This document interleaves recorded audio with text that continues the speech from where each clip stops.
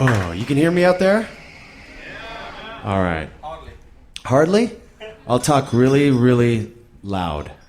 This is my second time here by myself talking to people here because we started doing this stuff in this bar a few months ago, and I'm back for a return engagement. So it's nice to be here where it all kind of started. If you don't know, if you got dragged here tonight, I play in a rock band. That's what I do. I play in a rock band. And it's a 3-piece rock band. But tonight there's only one guy. But that's okay. We're kind of spread all over the world right now. We're in different countries. I took a look at the itinerary before we left home, and I saw that there was a 3-week window. And I wanted to do something. I wanted to get on stage because as the years have gone on, I have slowly started to become addicted to being on stage on the road. And I still want to just try and be on the road as much as possible because I've kind of always been comfortable on stage. And my mom knows this, no one else knows this, but when I was in school, I won all the public speaking contests a few years in a row. And my mom's got all the trophies to prove it. They're not Grammys, but they'll do for her for now. Yeah, so I've always been kind of comfortable on stage, and when I went to kind of an academic school, and they're kind of grooming you to become doctors and lawyers, and a lot of the people that I went to school with are doctors and lawyers, and they're really powerful businessmen now. And I was going to this school, and every morning I'd show up, and they'd show up, and they'd be ready to learn and listen, and I'd be there with my brand new suicidal tendencies patch. You know, so it didn't work. I didn't gel quite well.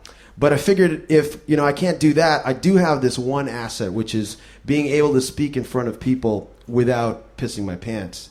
And so I figured out, well, maybe I can use this in the future as to, a career or something. So I thought about it and I said, well, where can I put this to use? And the first thing that came to my mind was business. Well, I could do effective business presentations, maybe with colorful graphs, and make fabulous presentations and get clients and become some, powerful businessman. But then I realized after 10 minutes behind a desk, I'd rather just slit my wrists and shoot myself in the head. I'm not built for that. So that was gone. Then I thought maybe I can get into politics because that's cool. I can get in front of people, I could talk to them, and maybe if I've got my heart in the right place, I can affect some really positive change, and I can meet people every day, and I'll be giving speeches and stuff, and that's cool. But then I thought about it, and I said, well, what would a political debate be with me? And I thought about it, and it went something like, if the debate was happening in the town, let's say it was a kind of a local election, and because you got to start somewhere. And my opponents would be dressed in suit and ties, and they'd have their speeches and their folders all primed and proper, and they'd give their speech to the crowd of voters. And then the moderator of the debate would probably say something like, okay, next up is, where is Danko? And then suddenly the lights would go out. And then over the PA it would be, la, da-na-na-na-na-na-na. TVI would come out. And then I would come out with 2 go-go dancers behind me. I'd be wearing a leather jacket, and I'd be like, are you all ready to vote? Yeah! And then I'd say something like, and I'd talk like that too, because I'd be excited to fucking vote. And do you know, and I'd say, we've heard the speeches by my esteemed opponents addressing the issues. They're going to cut taxes, they're going to create jobs, they're going to fund healthcare, they're going to fund education, but they're not taking care of the real issues. If elected, I promise to lower concert tickets. I'm going to crack down on scalpers. We're going to take public funding and put it towards bringing the Rolling Stones to this small town. And April 21st is gonna be National Iggy Pop Day. No one works on that day. And I would lose. I would get 1 vote. The guy who owns the used record store is gonna vote for me. And everybody's mouth is just gonna be dropped. And he's going to be the only one standing going, that's my man. But truth be told, I don't give a fuck about world politics. I don't give a fuck about religion. I could care less about literature. I don't care about the environment. I don't give a fuck about the war in Iraq. I don't care about Saddam Hussein. I don't give a fuck about Osama bin Laden. I don't care about the U.S. presidential election. I don't care about the Oscars. I don't care about World Cup. I don't care about sports. I don't give a fuck about any of that. If you ever see me engrossed in a conversation with someone, and from far away it seems heady and intellectual, the only thing I'm really thinking about is if Led Zeppelin were to reunite, who would be the drummer? You know? Chances are I'm thinking about whether or not Metallica would have been better if Cliff Burton had lived. Or what is the best Kiss solo album? And what is the significance of Lou Reed and the Velvet Underground? And what's the impact of the reunited Stooges going to have on rock and roll? I'm thinking about when the release date for the Judas Priest box set is. All I want to talk about is the Melvins. I just want to talk about Rocket from the Crypt or Neurosis or Peaches or Tom Waits. I don't give a fuck about anything else. I want to go home and re-alphabetize my record collection. It's the only thing I want to do. Because whenever I'm presented a form and I have to fill it out and there's a box that says occupation, I fill out professional music listener. That's what I am. I'm a professional music listener. And I know there's a few people who are too. And a lot of people, when I say to them what I do for a living, I say, well, I'm a professional music listener. They go, wow, that's so interesting. What is that? What do you do? Well, I take the record out of the jacket, put it on the record player, drop the needle, and I listen to the songs until they're over. That's basically what I am. And it's because of me that Kiss put out Kiss dildos and Kiss diapers and those Kiss dolls. It's people like me, I buy them. And the reason why bands come out with green vinyl and purple vinyl is because of me. And the reason why there's barricades at shows and backstage passes, and the reason why record labels want to put out greatest hits, box sets, and remastered CDs, because they make you buy the same songs over and over and over again, because I will buy that shit over and over and over again. And professional music listeners, we don't listen to this fucking crap.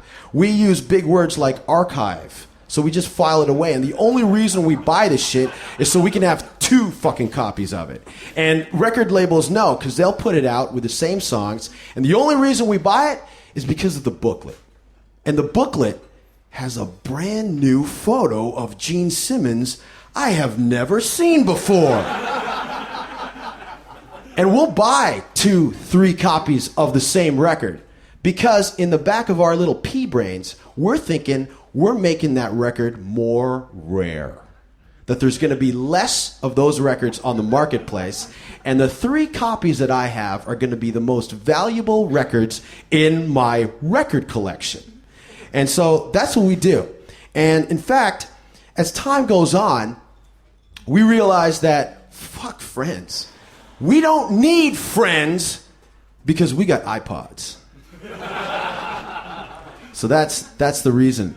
And I'll tell you, it is a problem. It is an affliction. And I admit that. I don't want to solve the problem, but I admit I have a problem. And that problem is I have a 14-year-old kid in my body. I've got a 14-year-old kid. He's inside my brain, talking to me, bothering the shit out of me. And he's been inside me since I was 14. Most people, as they get older, well, that 14-year-old kid gets smaller and smaller, and eventually he or she leaves. But as time has gone on, he's kind of gotten bigger and louder and more in control. He's the reason why once a week, when I open the front door to my house, I can't get out. Because the mailman has dropped a whole stack of cardboard boxes filled with records that he has won on eBay. While I'm figuring out how to fucking pay the bills, make the rent, trying to get the ends meeting, he's on the computer winning auctions. And he's the reason why I don't get too much sleep at night, because he'll wake me up in the middle of the night and go, hey, wake up, wake up. What? You gotta go out and buy the new Iced Earth album tomorrow. Oh, why do I gotta do that? Because it's got 3 bonus tracks that are not available back home. So we go out to the record store and I buy him the new Iced Earth album. Because when you're 14 years old, everything blows you away. Everything fucking rocks. You're 14 years old and you're like, oh, Motley Crue is so fucking cool. And Iron Maiden and Metallica, the Stooges, John Coltrane, fuck Public Enemy. It goes on and on and on. Everything you hear blows you away. And as you get older and older, you hear more music. It's not the same. It takes longer and longer to get blown away. But people like us, whoever you are, you keep searching for those records. We'll keep buying those records because we want to recapture that feeling when we were 14 years old and we heard that first song that really not only rocked our hour, rocked our day, made us not do our homework that night, it changed our lives. It kind of separated us from people we used to hang out with. And suddenly, I don't want to hang out with Pat with a turtleneck red sweater anymore, in the schoolyard. And it just kind of drew the lines in the sand just by one song. And we're always trying to recapture that feeling. And so that's why I hold on to him. And he really reminds me how magical rock and roll is, because I really, truly believe rock and roll is magic. It's a form of magic. And a lot of people take it for granted, but it is. When I'm at a concert and I'm watching a band and I'm looking at the guitar player playing, I can see his fingers hitting the fretboard. I can see the drummer with his drumstick hitting the drum. And they're hitting something. Some physical thing is going on. But as it gets to my ears, and by the time it reaches me, it's invisible. There is something invisible hitting me, making my heart beat faster, making my body shake, making me feel everything from sadness to frustration to anger to elation. And it's invisible. So rock and roll is invisible. And to me, that's magical. It's also, when I thought about it, a medium. It's a psychic, supernatural kind of medium where when you throw on a Jimi Hendrix record or you throw on a T-Rex record, I started to realize that I'm listening to dead people. And rock and roll is a medium. It suddenly becomes a medium. Like if you're in a round table and you got a Ouija board, rock and roll becomes that Ouija board, And it's also a time machine and a teleporter. And when I listen to Hendrix, I know I'm taken back suddenly. That moment in time when he laid down those vocals, what exactly he was doing, what exactly he was thinking, what was on his mind, and what he was doing with his fingers at that moment in time, I'm taken back. It's a teleporter in the sense that I can be listening to Caius or Monster Magnet in my living room or my bedroom on my headphones, and then suddenly I'm not in my bedroom listening to Monster Magnet or Caius. I am at the bottom of the Grand Canyon smoking a doobie with Dave Windorf. And that's what rock and roll does, and we're passing it back and forth. And no matter how hard we puff on that joint, it never goes out. Because the CD player's on repeat. And I don't even smoke pot. It's also magical in the sense that it's a matchmaker too. And what I mean by that is, a lot of the attraction about rock and roll and kind of underground music in general is it's attractive to people who feel out of place. It's associated with rebellion, with teenage rebellion, when you kind of feel awkward about yourself and you're trying to define yourself and figure yourself out. And once again, it draws lines in the sand. Rock and roll can be a matchmaker and help you find the people that you need to find. If you're walking down the street and no one understands you, and suddenly you walk past someone and they got something and it's only this big, and it's a button of a band that is so cool, only really cool people like yourself would know who they are. But they've got it. They're wearing it. And you realize, hey, that person, I know that person. You've never met them, but you know them inside and out, backwards and forwards. And it's through the magic of just that pin, that rock and roll pin, that kind of pushes you towards people and kind of guides you in terms of, and maybe sometimes you make friends for life, and it's a matchmaker in a kind of romantic way too. And I don't follow these rules, but I know there's some people who do, some guys, because I can only talk for the guys here. And I know there's a few friends of mine who do not go out with girls if they have the wrong taste in music. And it's like, seriously, the scene back home has gone down where I've gone up to a friend and gone, how's it going with Angela? It's been 2 weeks. I know you've been single for so long. How's it going? I'm so happy for you. We broke up, man. You broke up. She was smart. She was funny. She was hot. I mean, you got to her 5 minutes before I did. It could have been the other way. What the fuck was wrong with her? Tell me. I don't really want to talk about it, but I'll tell you. 2 weeks, every night, it's going great. Come back to my place. It's good. Come back to my place again. 2 nights ago, we finally go over to her place. Yeah. Chick's into Elton John, man. Fuck that shit. You can have her if you want her. I mean, it's really that decisive. So rock and roll kind of becomes a matchmaker too. It also becomes an imaginary friend when you break up with that person, but you don't do the breaking up. You are the dumpee. You just get dumped. And once again, I can only talk about for the guys, but I know it's happened to me where, well, maybe not me. Okay, it's happened to a friend of mine. And he got dumped hard, man. He got dumped on his ass. And the bottom of his pants didn't have a bottom. It was just his ass. And he got dumped on a pile of rocks. And then scraped over the fucking pile of rocks over and over and over again. And he was like holding himself. He couldn't even stand up. And he was like, oh, we were so good together. We were so good together. And suddenly over the PA, Michael Bolton is coming through. Oh my God, Oh, I thought this was the one. This was gonna last forever. This was the one. This was gonna last forever. Holy fuck, where have I been? And he ran out to the store and he bought a Michael Bolton record. And then a month went by and he got over it. But Michael was staring at him on the coffee table in his room. What the fuck did I do? And he threw it out. So I've heard. So rock and roll becomes kind of an imaginary friend. And it becomes the shoulder that you can cry on, And I've cried on it many times. But I think really the most magical moment in rock and roll happens for a split second. And it's that moment, and everybody here who's ever been to a rock show and gone to a concert by a band they really, truly love knows the feeling.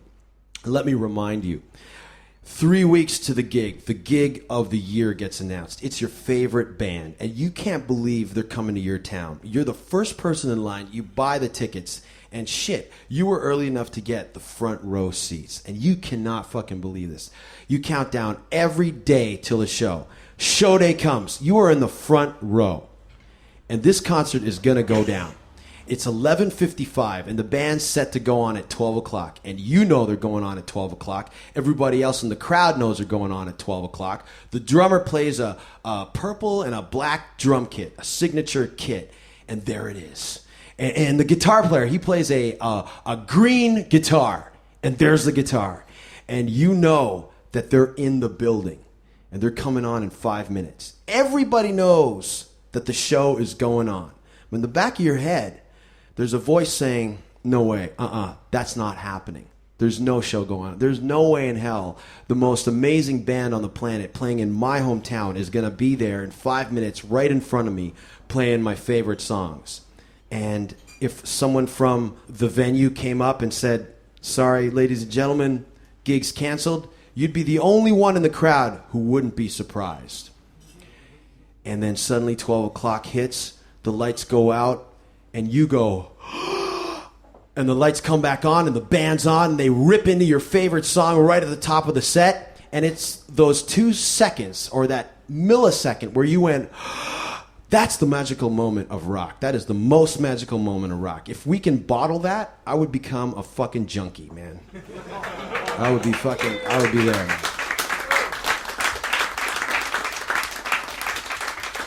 But being in a band is a hell of a lot of fun, and it's a lot of work, but so is every other job. Sometimes, you're going, oh my God, Mick Jagger doesn't do this shit. Does Mick Jagger sleep on his amps? Because Mick can't afford the sleazy motel just across the street. Or when you're in a parking lot and you're going to the van with your guitar and you almost get beat up by some fucking skinhead with a Morbid Angel t-shirt. I don't think it's happening to Mick Jagger. And it makes you wonder why you do this in the first place. And the reminders for me is every once in a while, every blue moon, and I've never seen a blue moon, but every once in a while, something happens when you're on the job that reminds you why you do this. And it's really the reason why I keep doing it. And it's meeting the people that inspired me to start doing this. And it reminds me of the story a few years ago, before we were even doing Danko Jones, the Danko Jones Experience Carnival Tour de Force. I used to do a radio show in a real rundown kind of radio station.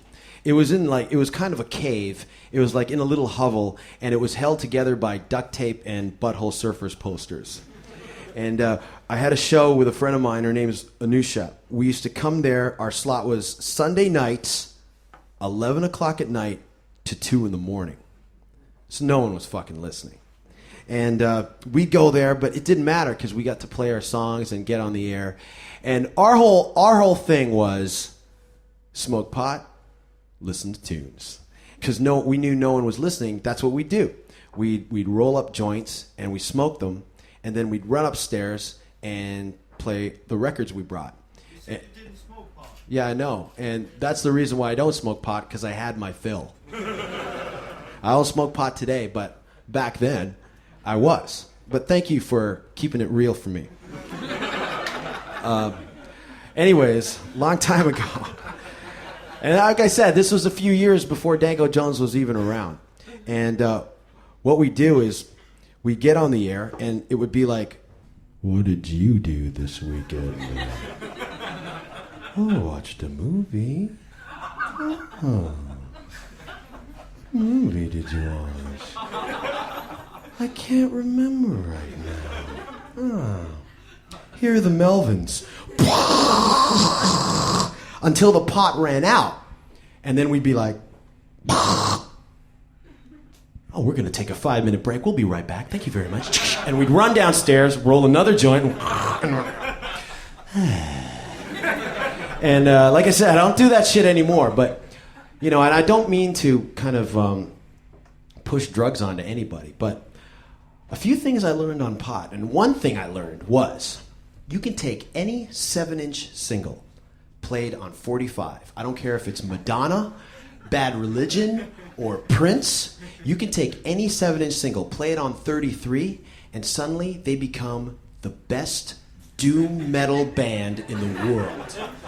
It'd be like, every night it'd be like a virgin, touched for the very first time. I mean, you'd be sitting there going, holy fuck! Madonna is the most heaviest metal dude in the world. And I used to take Black Flag's 6-pack 7-inch, And that song by Black Flag, 6-pack. $25 and a 6-pack to my name. 6-pack. No. It would be $25 and a 666-pack to my name. 666-pack. Oh, fuck. And so that's the kind of stupid shit we used to do. And if that was the shit that was going on from 11 to 2, from 9 to 11, the show that preceded us was the polar opposite. It was basically, the host of the show was this guy named Roy. And he was kind of a middle-aged black guy, and he was the coolest guy on earth, man. But he had, he had a family, he had kids, he had mortgage to pay, he had car payments, he had the whole 9 yards. But every week from 9 o'clock to 11, those 2 hours were his. And he played on his show old school rhythm and blues and soul music. And he talked like the coolest guy in the world. My name is Roy. How are you doing? And you just was like, oh my God, I don't know what it is about Roy, man, but I'm getting so fucking horny right now. Holy fuck. I know what you do to me, Roy. I don't know, man, you're making me think about things I've never thought about. So he was the coolest guy, man. He would come on before us. And, every night I'd drive to the station in my dad's car. And there was this one night I was driving to the station. It was like around 10:30 at night. I was stuck in traffic. And I was listening to Roy. And Roy was playing this record that was blowing my mind. It was this live recording. And it was a black guy in this club. And he was singing to 100 of the most horniest women ever put on tape. And he was saying shit like, how many people remember the very first time they fell in love? Ripping their panties up, holding it up in front of them like, I do! How many people remember the first time they had their first kiss? I remember, And I was listening to this thing, oh my God! And I was sitting there going, listening to these songs. I'm like, oh my God, what the fuck is he playing? I get to the radio station. I'm like, Roy, 15 minutes ago, you played 3 songs from this album. What the fuck was it, man? Holy shit, it was a live record. What was it? I want to know. Let me check it out here. And he pulled out a record called Soul Alive by Solomon Burke. And I'd never heard of Solomon Burke before. And I looked at it and I'm like, wow, this is R&B. Wow, this is interesting. Yeah. And I taped the record and I had it on cassette and I listened to that thing over and over and over again. I fucking listened to that thing backwards and forwards. The tape would end, I would turn it over and start right over again. And it was like, once again, I was in the Matrix, man. You know that part of the movie when they gotta fucking teach him everything about everything, and they hook him up to a machine, and they hook him up, and they go, you're gonna learn about everything. And he goes, Kung Fu, Aikido, street fighting. That was me listening to that tape. I was like, how many ways have you remember the first kiss? It just sunk into my pores, into my blood, and it just became a part of me. So years go by, and I start playing in bands, and suddenly Danko Jones comes up, and Danko Jones rocks the nation. We go to country, and we just take our matchbook, and we light every country on fire. So we're playing, we start doing tours, and I find myself in Holland, and we're playing a festival called Pink Pop. And if you don't know what Pink Pop is like the biggest festival in the Netherlands. It's kind of like Sweden's Hultsfred Festival. It's like the biggest festival. It's only the top bands play at this festival, and we were there, ready to rock out at 11:30 in the morning. And so I was there at 11:30 in the morning. We're going on at like 2 o'clock in the afternoon. But we're there, and I'm backstage, and no one's there. But I'm looking at all the dressing rooms, and I'm going, holy shit, are all these bands going to be here today? And the first band that I saw, which was kind of on our way to our dressing room, was the Cardigans. I'm like, oh my God. Nina's gonna be here today, man. I'm gonna meet Nina, man. And I remember this time when we used to do like van tours across America and across Canada. And if you've ever done a van tour with a band, or if you're in a band yourself and you've done like one of those crazy van tours, you know it does not matter how vintage your Les Paul is or how expensive your drum kit is. The only thing that matters, the most important piece of equipment in the van, is the car stereo. I swear to God, it can break up bands, man. You could be in the fucking van drive and you're like, that fucking Depeche Mode shit off, man! You're embarrassing me! You know, if the cameras were here, we'd be fucked. You know, that can break up. And then, of course, Depeche Mode puts out a tribute album and Monster Magnets on it, and you're going, huh? What? Huh. You know? So, between the three of us, we could only kind of agree on 5 bands to play on the stereo. And it was Neil Young, Wilco, yeah, ZZ Top, Yeah. Caius, Yeah. and the Cardigans. Yeah. We would play these shows way back when, and we wanted to be known as the hardest working band in fucking rock and roll. You are. Oh, thank you very much. I guess it worked. But I'll tell you how stupid it was that we went about doing it.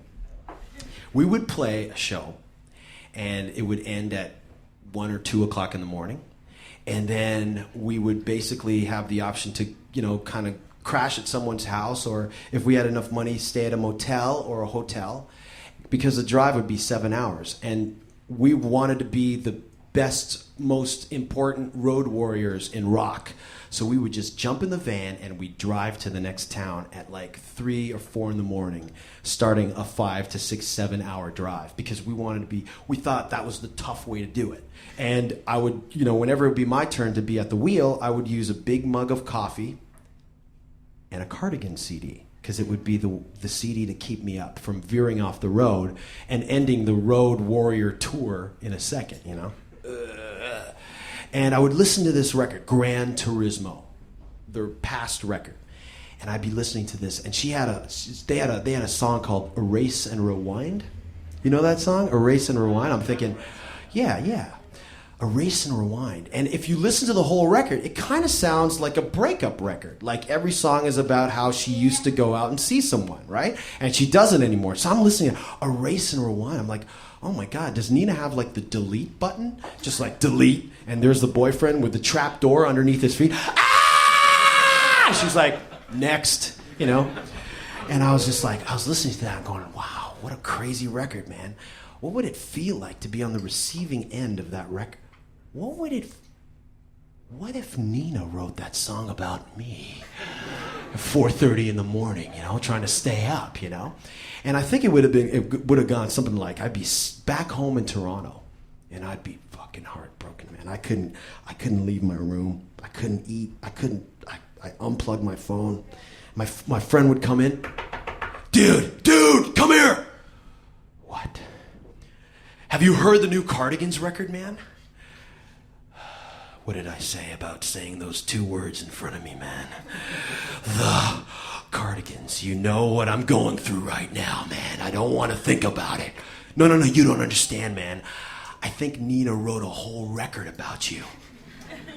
She did. And I would just run to the record store and I'd listen to the record. I'd be like, oh my God, listening to Erase and where did we go wrong, Nina? Where did we go wrong? Anyways, so I'm in Holland. That's right. Okay. This is kind of stupid shit I think about.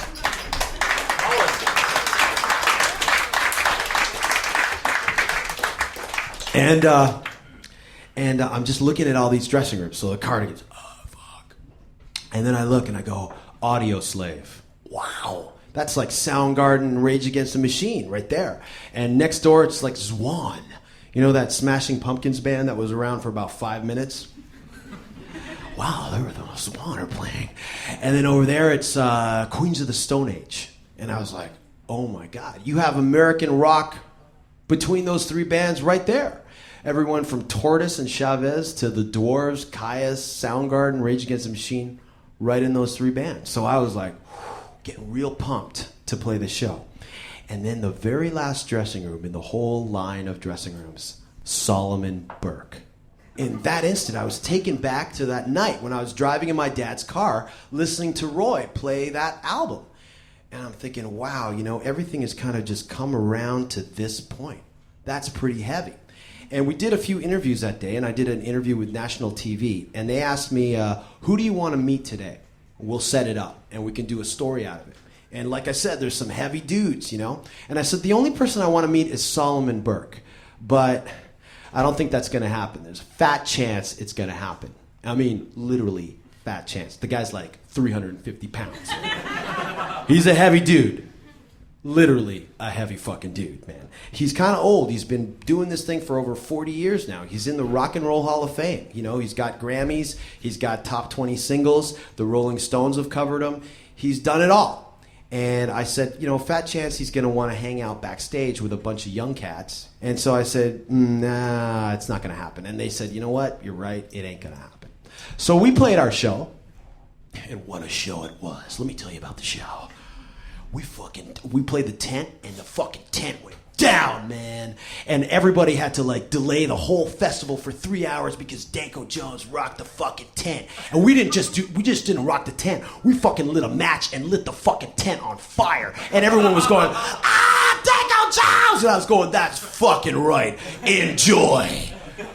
Anyways, we had a good show.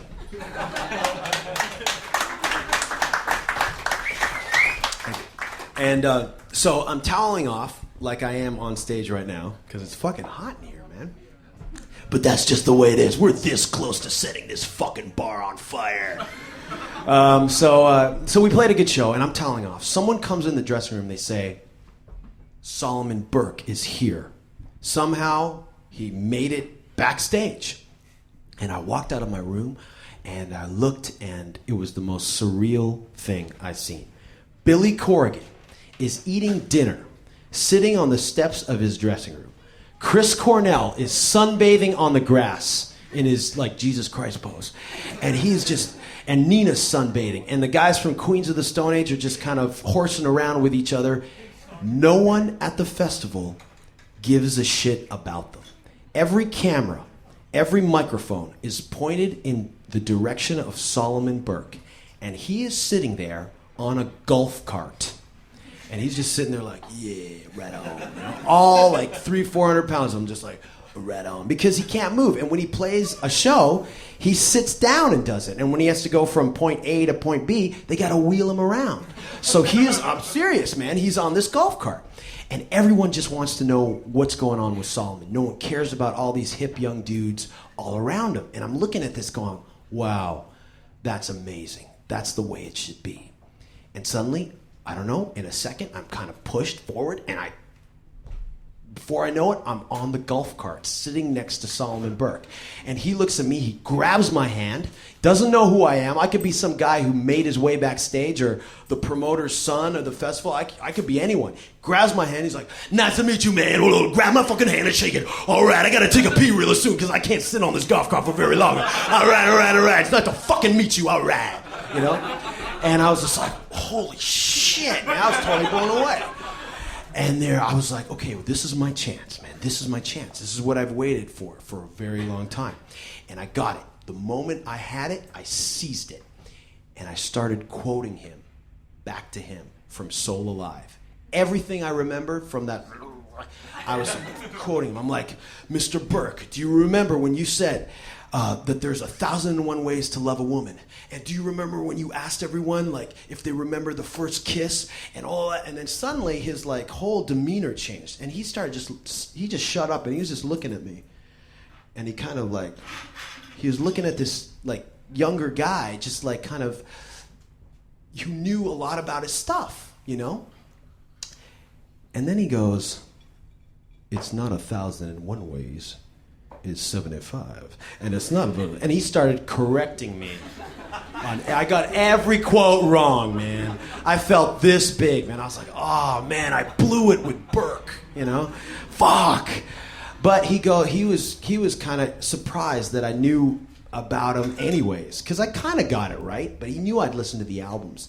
And I'm like, you know, Mr. Burke, you're such an inspiration to me, and blah, blah, blah, blah, blah. And we talked a bit, and by the end of the day, all the cameras went, all the bands went, all the microphones went, and it was just me and him. And he had to go. And I was like, okay. He's got his own church in California where he's from, and he marries people and he gives sermons and all kinds of stuff, and he was going to leave. And I said, well, you know what? It's been really great meeting you today. And he goes, listen, I want you to go out and spread my name to the new generation of people. you are now my godson. I anoint you as my godson. And he pointed to his daughter. He's got 21 kids. He's like, this is your god sister. And he points to his daughter who's with him, Candy. And he's got a song called Candy. So I was thinking, wow, is this Candy? You know, she's your god sister. And he points to his son, Selassie. He goes, this is your god brother. And you are their god brother because you are my godson. And he kissed me on both cheeks, just like fucking Mario Puzo did it in the fucking movie. And I became his godson. And it was no big deal, man. It's just some guy talking, you know, it was cool. But to me, it was like, oh. And when the other guys in the band found out about it, they were like, oh my God. It wasn't enough that he wanted to name the band after him. And now we got to deal with Danko Burke Jones. Fuck. And for the whole day, I was running around the rest of the day, running up to people going, do you know who I am now? Ah! You know, and they were like, no, and I don't give a fuck. But anyways, that's what happened. And after I calmed down, I thought about the events of that day. And I thought, that's fucked up, man. Because here's a guy who's been in the game for 40 years, you know? And he's telling me, I've been in the game for 2 minutes. And he's telling me to like spread the word for him. He's the one who should have MTV spotlights on him. He's the one who should have sold out concert tours with lineups around blocks, you know, for days, you know. He's the one who should have platinum records that just like take up so much room he needs another house to put them in, you know. But it's not like that, you know. It's a bunch of cats who are on their 14th minute. And they got 15 minutes, and they're on their 14th minute. And they don't give a fuck about anyone who came before them. They don't give a fuck about anyone around them. And if I was an alien from another planet and I landed on planet Earth to hear the weird music the monkey men are making, I would swear that there was only 50 people making music. Because everywhere I go, if I'm in a clothing store or if I turn on the TV or if I turn on my car stereo, it's the same 50 people. And you know those 50 people everywhere you go. That's the only people that you hear on the radio. But there's 100,000 people making the music. And it makes me think of the time a few weeks ago we played with Iggy and the Stooges. And when Iggy Pop got on stage, he said, you know what? Sometimes life is rigged with MTV bands and triggers and drum machines. And you know what? For those 5 minutes when I stepped out of the dressing room, everything was perfect and life wasn't rigged. Everything made sense when every camera was pointed at Solomon Burke. So when I'm about to get my ass kicked by the Morbid Angel skinhead, I hold on to that moment. And that was just a story that I just wanted to tell you to keep you going because it keeps me going.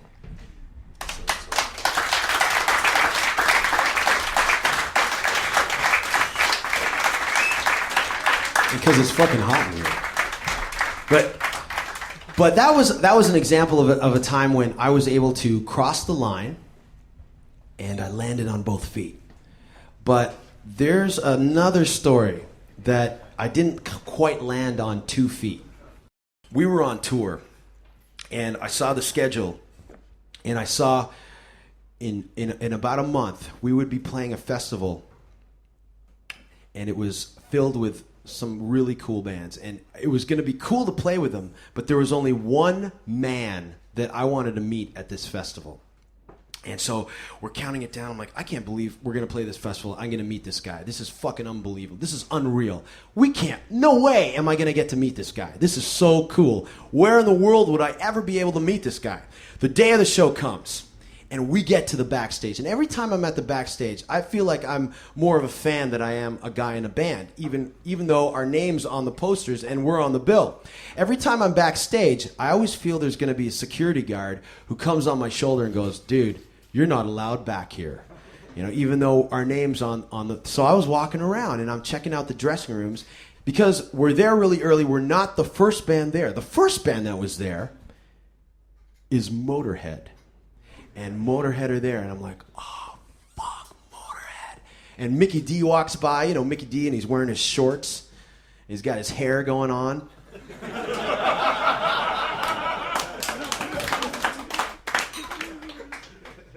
And that's how I am. It's like, oh, fuck. And so I look and I go, wow, these are the other bands playing today. Saxon.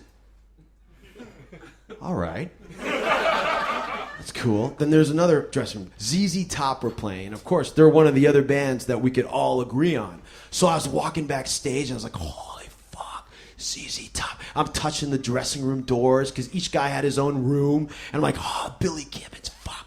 And Billy Gibbons, I don't know if anybody knows this. They asked Jimi Hendrix who his favorite guitar player was, and he said Billy Gibbons. So that's Hendrix's favorite guitar player. Oh my God. I just kind of like walk in. And I'm like, holy shit, this banana may or may not be eaten by Billy today. I'm like, oh. You know, maybe that's too much information right there. But anyways, I'm walking around. But the only guy I want to meet hasn't come yet.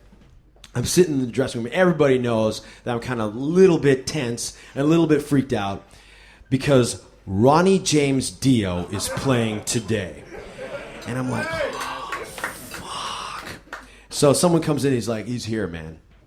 Who's here? Who do you think I'm fucking talking about? Dio's here.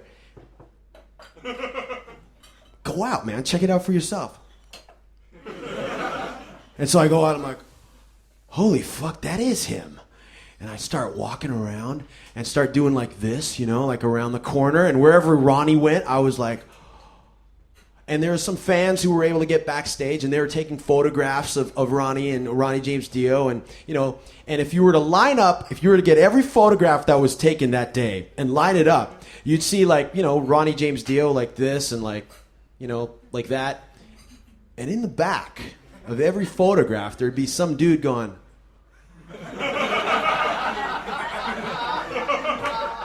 Swear to God.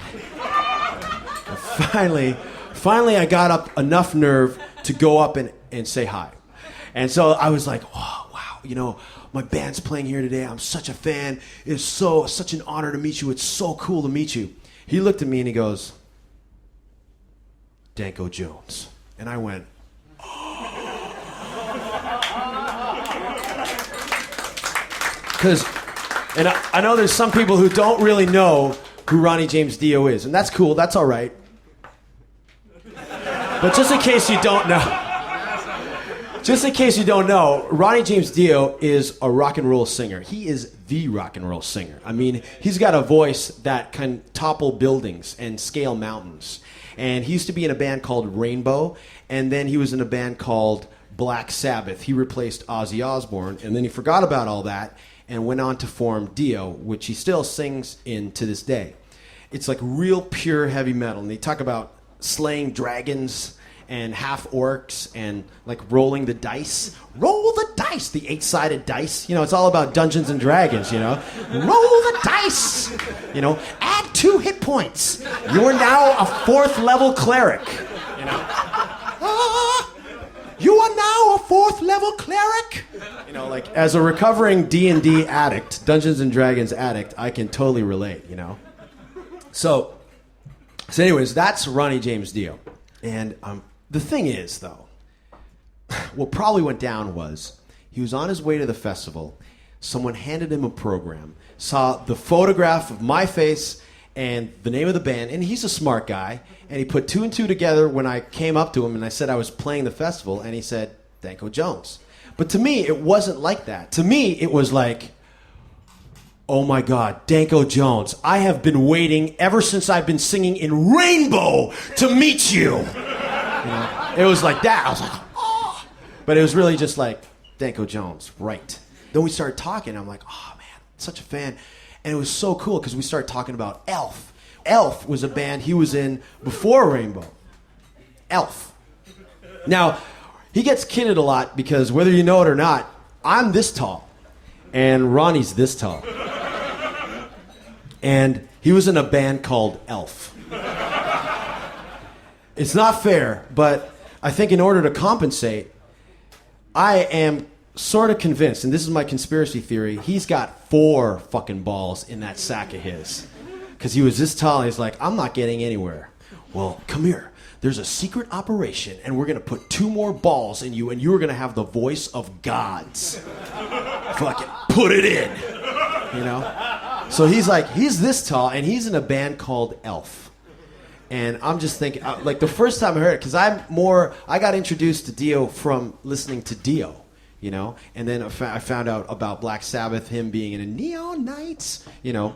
That's how I got into him. And then I found out about Elf, and I'm like, Elf? It's just not the same thing, man. NWA is like niggers with attitude. That makes sense. It's like, yeah, I'm a fucking nigger. You got a fucking problem with that? Doesn't make...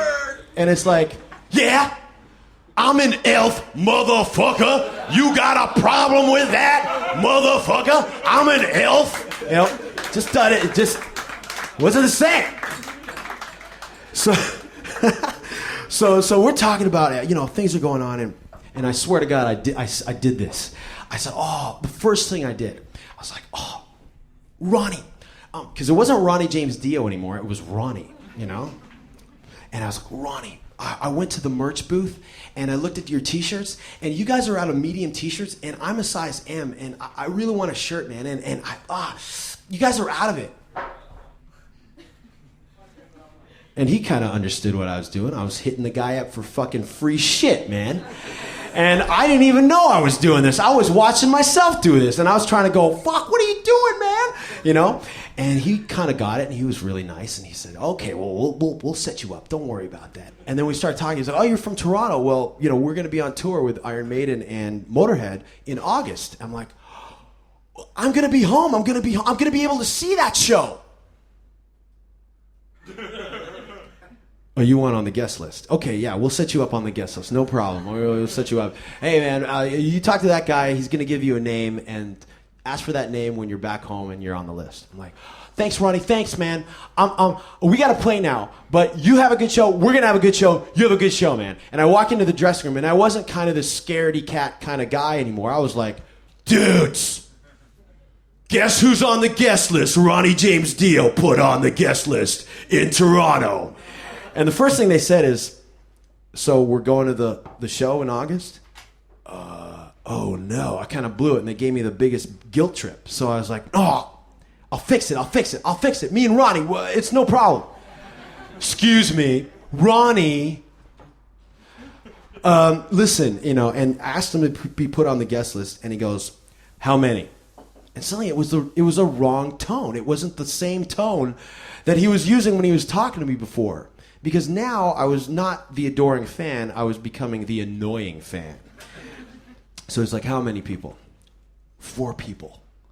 And so he's like, yeah, okay, no problem. And that was cool with me because friends, what do friends do, man? Friends get on each other's nerves. Every now and then, man, your best bro, he gets on your nerves. You can't handle him all the time. So, you know, that's what was happening with me and Ronnie. He was just a little annoyed at me, but that was cool because I knew he was going to come around. And the final nail in the coffin was when Dio was about to go on stage. I stood right beside his monitor guy on stage. And the guy, there was an MC for the show, and he was like, okay, put your hands together for Dio. And Dio was getting ready behind the curtains. He was getting ready. He was drinking a beer, and he was like kind of loosening up. And he looked up right at me, and I was like, and it's like, who the fuck is this guy? And it wasn't like Danko Jones anymore. It was like Danko Jones, that annoying fuck, you know? That was an example of a time when I got to step over the line, and I kept on walking, man. So, but a long time ago, when we were trying to kind of get Danko Jones off the ground, we were working like 2 or 3 different jobs just to keep it together. And I would work at this porno shop from 10 to 6, take an hour off, and from 7 to 12, I would work at this record store that opened and closed at 12 o'clock. Anyways, one day I went into work, and I saw in the back room, there was a page, and it said, the date. Ozzy Osbourne was going to come into the store and sign autographs for 2 hours. And it was at my store. And I said, holy fuck, that's why I took this fucking gig. Right, you know? And he was going to come in, and I was going to meet him, and we were going to hang out, and fuck, it was going to be amazing. And I was living with 2 girls at the time. And one of the girls, her name was Louise. And Louise just so happened to be commissioned to construct the Ozzy Osbourne autograph throne. Ozzy was going to stand at the back of the store and sign autographs on a throne. And it was going to say Ozzy Osbourne in black and silver. And it was going to have like Jupiter and Saturn and upside down crosses and semi-satanic imagery all over the place, you know? And so it was going to be really cool because I would get to hang out with my roommate and we can rip on all the people who showed up to get their Ozzy record signed, you know? The day of the show, well, the night before the show, I was working at the store. And like I said, the store closes at 12 o'clock.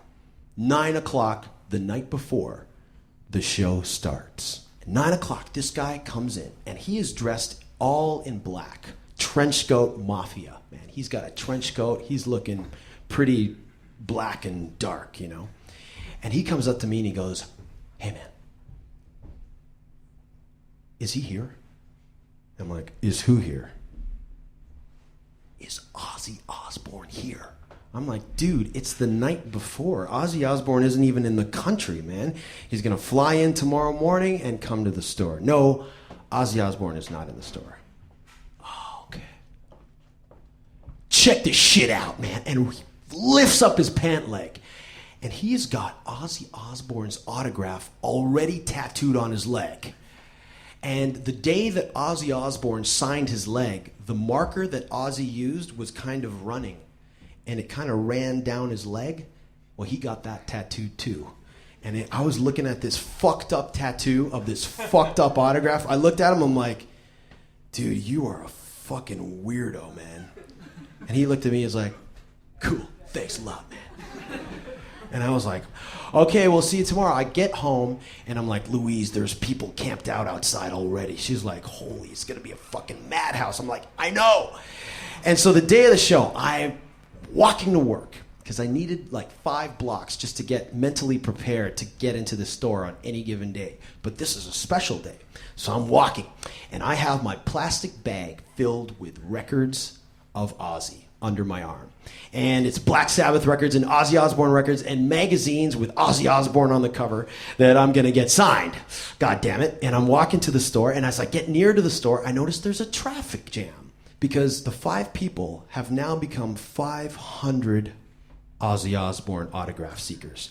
And they are being watched by another 700 people who are on their lunch break looking at the 500 Ozzy Osbourne freaks. You know, they're eating their lunch going, "God damn, this is better than fuck. This is the best lunch break I've ever had. These people are fucking crazy. This is like going to the movies, man."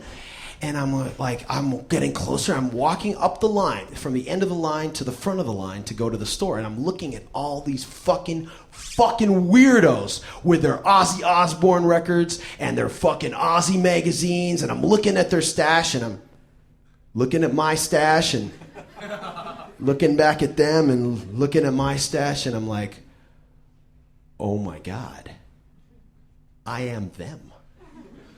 And I go and I'm like, "Louise, did you see those crazy people?" And she's like, "Yes, they got the same stash I do. Am I them?" And she's like, "Yes, you are. It's something that we didn't really want to have to tell you, but we've known for years." And suddenly, limousine comes up, Ozzy Osbourne gets out. Now, I must say, this happened before the Osbournes reality TV show, you know? Before everybody and your mom knew that Ozzy Osbourne was kind of like a grandfather who kind of didn't know how to speak English very well and walked like this and, "Hey, baby." I don't know, man. I thought it was Ozzy Osbourne, you know, like Ozzy, you know? Like, I thought he was going to come into the store and go, "Hey, are you ready to bark at the moon? How many people want to bark at the moon with Ozzy Osbourne?" Wah! You know, like taking bats and biting them off. So I was ready for that Ozzy, you know? And he comes out of the limo, and he's got a bodyguard on either arm, you know, holding him up this high off the ground. And I'm like, "Why are you treating Ozzy like that, you know?" And he's walking, and suddenly there's a scuffle at the front of the store. I had my eye on Ozzy. I didn't know what happened, but it seemed like it was a fan who had kind of broken the line and tried to grab at Ozzy. So the bodyguards, of course, doing their job, they kind of immediately left Ozzy and ran to the store to take care of the situation, leaving Ozzy Osbourne directly in front of me. And I'm looking at Ozzy Osbourne right in front of me, and he looks at me, and he goes, "Eh?"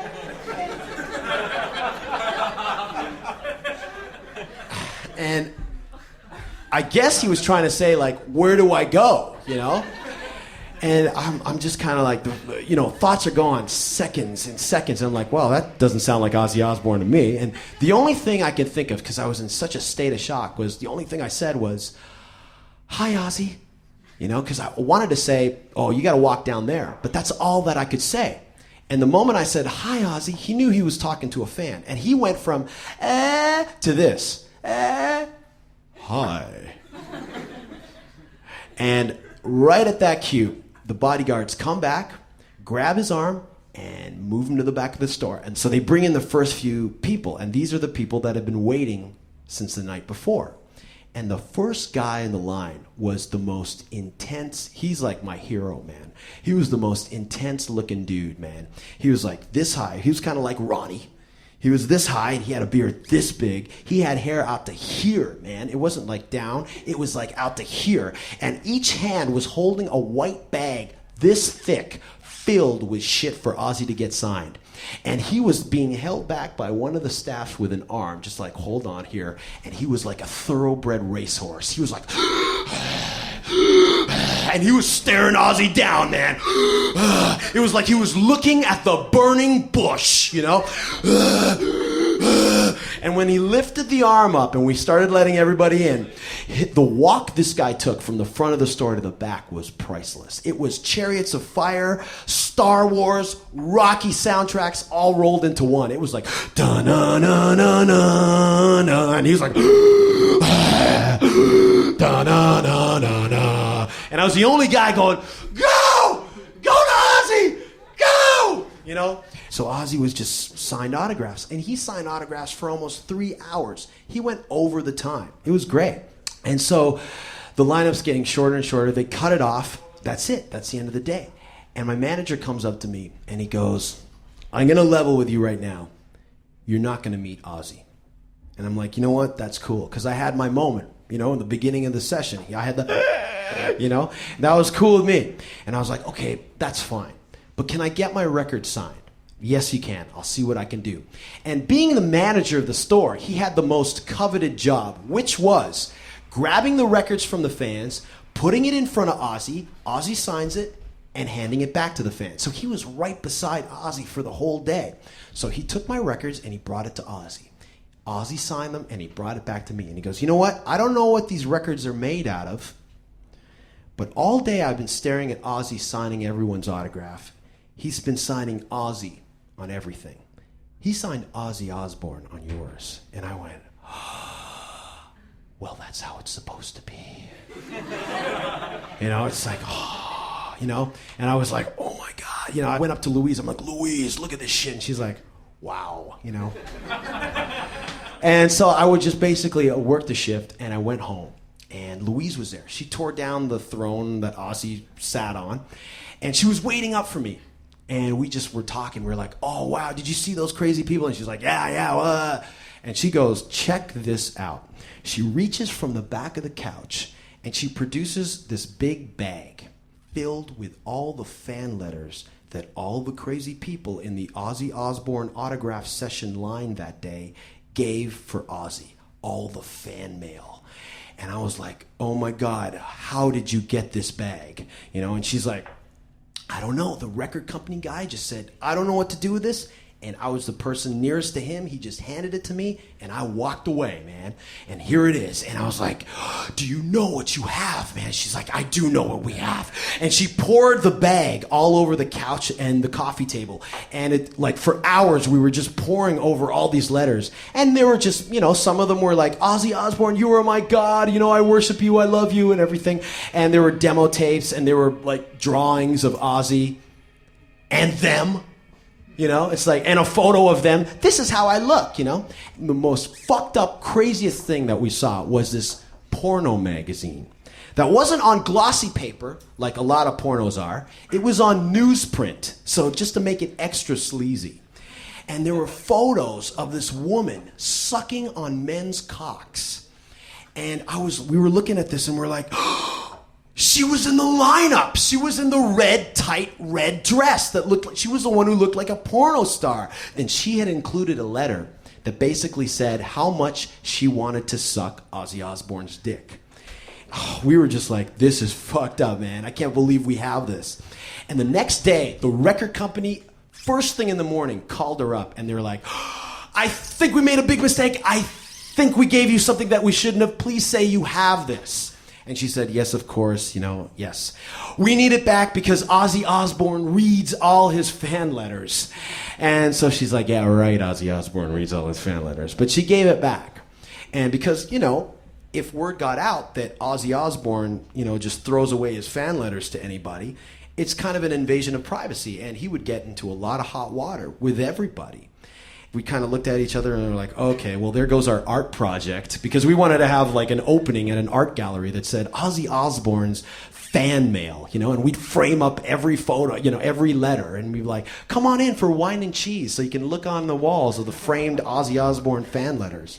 So we were like, fuck, oh well. And so she went, but I never told Louise this. I stole one letter. And I stole the most fucked letter in the bag, and I have it here tonight. And the reason why I took this letter in particular, because it is the most fucked letter I have ever read to somebody in my entire life. And it goes like this, okay? Dear Ozzy, I know it's been a few months since my last letter, and I'm sorry if I worried you. It's just that I've yet to hear from you regarding my demo tapes. I was starting to feel that you had forgotten me. Zach is doing a great job, but I always wonder if you're not looking for a rhythm player. Zach is Zach Wilde, Ozzy Osbourne's guitar player. It was nice of you to organize an autograph session as a front to finally get a chance to meet up and talk. But since I hadn't heard anything from you, I decided to take matters in my own hands and start my own band up. It's not much. Included is a rough rehearsal tape, which I must repeat are just rough sketches of songs we are working through. And we heard the tape. It's fucking horrible. Being your number one fan, I've no doubt taken to your approach to performing. But when I hold the doves or pet bat to my mouth to bite on, I start getting anxiety attacks. How do you do it? Nothing seems to be working. During practice, I get the other guys in the band to spit in my water bottle so I can drink it just like you. And I'm sure this will become a definite stage staple. The guys can be such assholes, though. Last week, they horked some loogies in it. And now I've got a cold, and my nose is running as I write this. Here are some lyrics. And like I said, I've read these lyrics so many times. I'm going to read it with a little gusto, okay? And he just does a 180. It's like, here are some lyrics. Engines are gunning. We're in for some trouble. Exploding with a hellion cry. Disturbing the peace. It's a devil's feast. And I'm ready for some of that pie. It's weird. It feels weirder when you're reading this out to people. Hold on tight. Men of steel unite. The time is coming fast. I'm a one-time thing. Are you ready to begin? Cock the hammer and feel that shaft. And then he goes on. That was just a sample of some lyrics for songs we're working on. If you want them, you have to let me know before we record them. I'm sorry we can't meet up today, and I know you traveled all the way here. It's just that this band is going to be real good, and well, I just have practice tonight. I'm sorry to let you down this way. I just couldn't stand seeing you disappointed face to face. Zach's pretty good anyway. Meanwhile, we're practicing really hard, and maybe one day we can open up for you. Here's hoping. Your number one fan, Danko Jones. Good night.